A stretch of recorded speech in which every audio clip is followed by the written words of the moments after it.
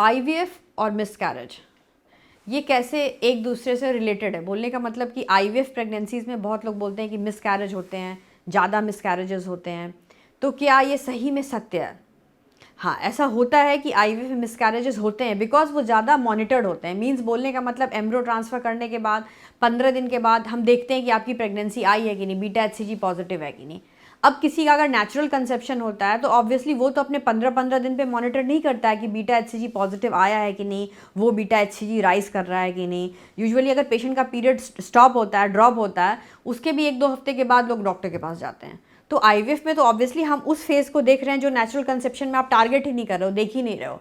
तो पेशेंट को इसलिए लगता है कि आईवीएफ कराए, आईवीएफ में मिसकैरेज ज़्यादा होता है। ऐसा कुछ नहीं है, लेकिन हाँ, मिसकैरेज होने का रिस्क सब में है। और आईवीएफ तो एक पद्धति है जो कि एक प्रोबेबिलिटी है, एक आर्टिफिशियल रिप्रोडक्टिव टेक्निक है जिससे हमने बच्चा तैयार किया और आपके अंदर डाला है।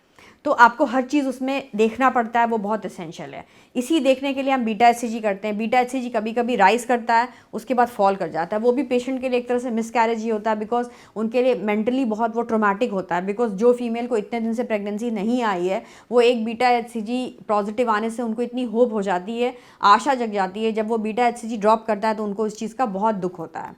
अब हमें ये देखना पड़ेगा कि हम उनके लिए क्या कर सकते हैं अगर उनको हम नेक्स्ट साइकिल में फिर से ले रहे हैं। बिकॉज बच्चे तो सबको चाहिए, सेकेंड साइकिल करानी होती है, तो फिर हम उसमें किस तरह से उनकी मदद कर सकते हैं। पहली चीज़ ये है कि जो भ्रूण बने हैं, भ्रूण बनते हैं आपके एग और स्पर्म से। अब स्पर्म के लिए और एग के लिए हम उसको बेटर करने के लिए, फॉर द बेटरमेंट, हम स्पर्म के लिए जो टेक्निक्स होते हैं, जैसे अब एडवांसमेंट आ गए। पहले तो ये सब टेक्निक्स नहीं थी मार्केट में, लेकिन अब आ गई हैं। जैसे मैक्स टेक्निक है, स्पर्म सॉर्टर टेक्निक है, क्वालिस टेक्निक्स है। इसमें जो एम्ब्रोलॉजिस्ट अपने आई से देखता है, वो आई से नहीं देख करके जो इंस्ट्रूमेंट्स होते हैं उसमें स्पर्म को डालता है, और जो ज़्यादा अच्छे वायबल स्पर्म्स होते हैं उनको सेलेक्ट करके फिर उससे इक्सी की जाती है अंडे के अंदर। उससे करने से आपके एम्ब्रोस ज़्यादा ग्रेड ए बनते हैं। पर ऐसा नहीं कि अगर आप इस तकनीक का यूज़ नहीं करो तो आपके ग्रेड ए एम्ब्रोस नहीं बनेंगे। ये उनके लिए, जैसे जिनके बहुत रिकरेंट फेलियर्स हो गए या जिनको बहुत सारे प्रॉब्लम्स हैं, स्पर्म में प्रॉब्लम्स हैं, उनके लिए हम ये एडवाइस करते हैं करने के लिए। तो ये बहुत इंपॉर्टेंट है कि जो एम्ब्रोस, उनमें कोई फ्रेगमेंटेशन नहीं है, कोई इनमें डिजेनरेशन नहीं है, तभी आपके ऑब्वियसली एम्ब्रो ग्रेड ए बनेंगे, तो मिसकैरेज आगे होने के चांसेस कम होते हैं।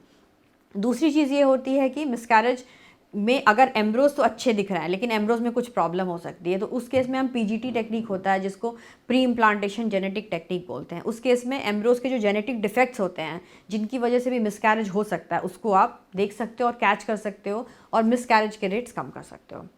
तीसरी चीज़ होती है जो हमारा इंक्यूबेटर है, कैरियर है, मीन्स जो मतलब लाइफ कैरियर है, मीन्स जो आपकी वाइफ है उनका जो वूम्ब है, जो फीमेल है उनका जो वूम्ब है जिसके अंदर हम बेबी को कैरी कर रहे हैं, उस वूम में कुछ प्रॉब्लम हो सकती है। तो उसके लिए 3D स्कैन्स होते हैं। उसके अलावा हम हिस्ट्रोस्कोपी कर सकते हैं। हिस्ट्रोस्कोपी करके एक दूरबीन होता है, उसको हम आपके बच्चेदानी के अंदर डाल के देख सकते हैं, बच्चेदानी के टुकड़े का जांच ले सकते हैं। तीसरी चीज़ ये होती है जिसके हम अवॉइड नहीं कर सकते हैं, जैसे कि आपकी एज रिलेटेड। जैसे जैसे आपकी एज बढ़ती जाएगी वैसे वैसे मिसकैरेज के चांसेस हाई हो जाते हैं, कंसेप्शन के भी चांसेस कम हो जाते हैं, मिसकैरेज के चांसेस बहुत हाई हो जाते हैं। चौथी चीज़ होती है अगर बॉडी में आपके मेडिकल डिसऑर्डर्स हैं, मींस आपको डायबिटीज़ है, हाइपरटेंशन है साथ में, उस केसेस में भी मिसकैरेज बढ़ जाते हैं। अगर आप अपने मेडिकल कंडीशन को बिल्कुल स्ट्रिक्ट अपना फॉलो करोगे रेजीम और अपने मेडिकल डिसऑर्डर्स को कंट्रोल में रखिएगा तो ऑब्वियसली ये मिसकैरेज के चांसेस कम हैं।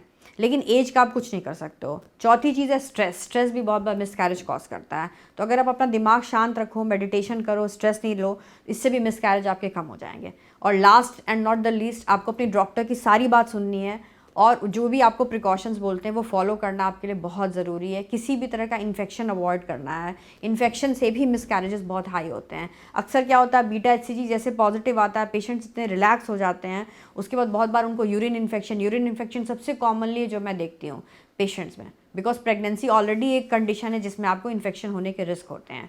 अगर आपने ये सब चीज़ें कंट्रोल कर ली तो 50% चांस है कि आपके मिसकैरेज के रेट्स काफ़ी कम हो जाएंगे और आपको एक लाइव बेबी आराम से मिल सकता है। आपको यह जानकारी मैं इसलिए दे रही हूँ क्योंकि कभी भी अगर आपको आईवीएफ कराना पड़े तो आपको उसके बारे में सारी नॉलेज होनी चाहिए, जिससे कि आपको कभी कोई परेशानी नहीं हो। बने रहें हमारे साथ, हम रखें आपका ख्याल।